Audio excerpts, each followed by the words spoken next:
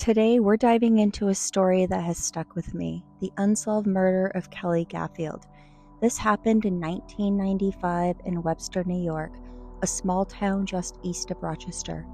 Kelley was only 16 when she disappeared, and almost 30 years later, her case is still cold.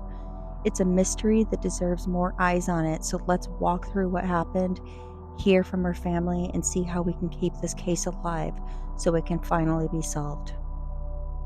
It was August 8th, 1995, a little before 7 p.m., when Kelley told her mom she was going to go meet up with some friends in the village, just a short walk away. August 8th, 1995,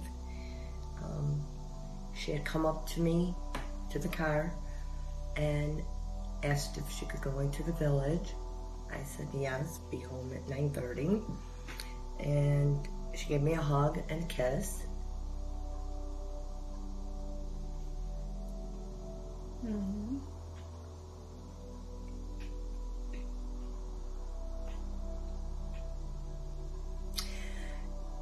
That was the last time I saw her.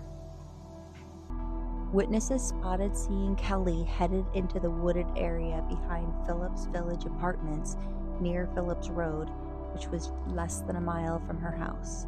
And here's where it gets a little eerie. A family member, maybe her aunt or cousin, saw her walking along Phillips Road with some guy. No one knows who he was, his name, don't really have a description of him, nothing. This was the last solid lead that they had. When Kelley didn't come home that night, Chris knew something was wrong. Kelley always called if she was running late.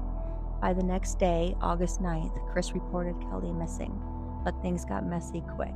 The police initially treated her as a runaway due to unconfirmed sightings, and this is a decision that the family has criticized for delaying the urgency.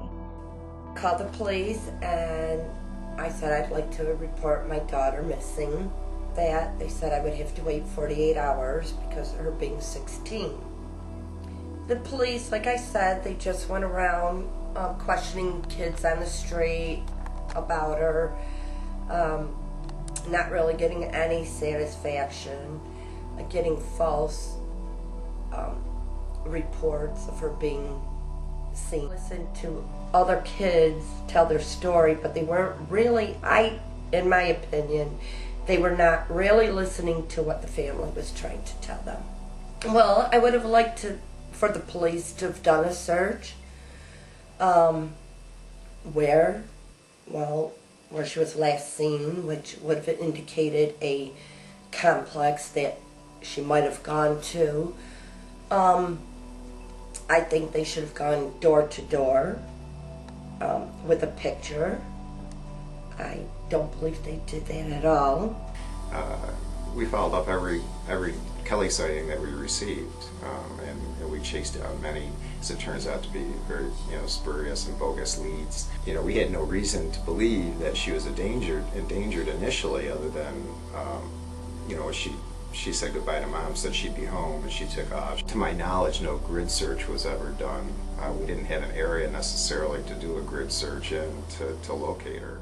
Interviewed probably hundreds of people through this case. We have a dossier that is so heavy that you couldn't carry it, and many things were done behind the scenes. And we did have the sheriff's investigators assist us. We've had the state police investigators assist us.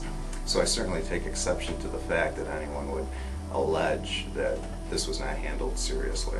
The police don't have crystal balls. When parents call and say that, my 16-year-old said goodbye to me last night, kissed me goodbye and didn't show up the next day, we do what we can with the resources that we have. In reality, 99% of all the missing teenagers that go missing show up within a few days, and we do okay.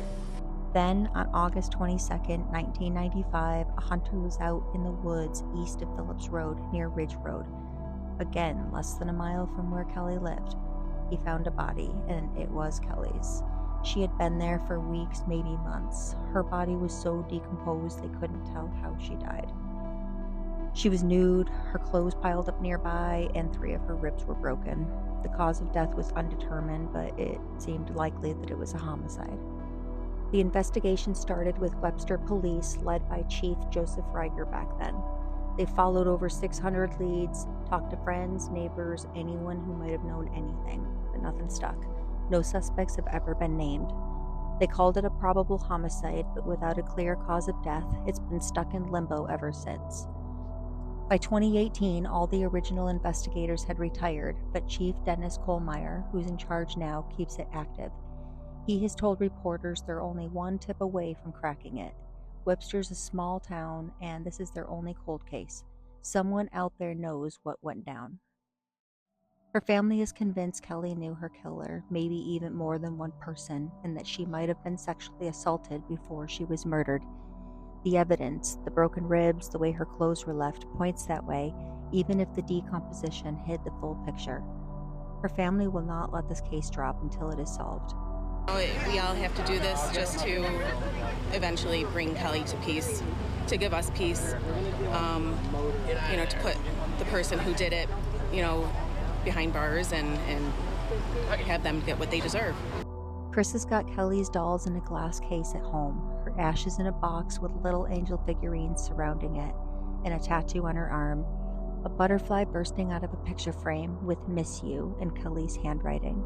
Every year on August 8th, the family walks those last streets that Kelley took, starting at East Main in Corning Park, heading towards Phillips Road. Back in 2007, they dedicated a bench to her at Veterans Memorial Park, and in 2015, they held a big fundraiser at the American Legion Post 942 to keep her name out there. So what do we think happened? The family believes she was lured into those woods, maybe to meet someone she trusted.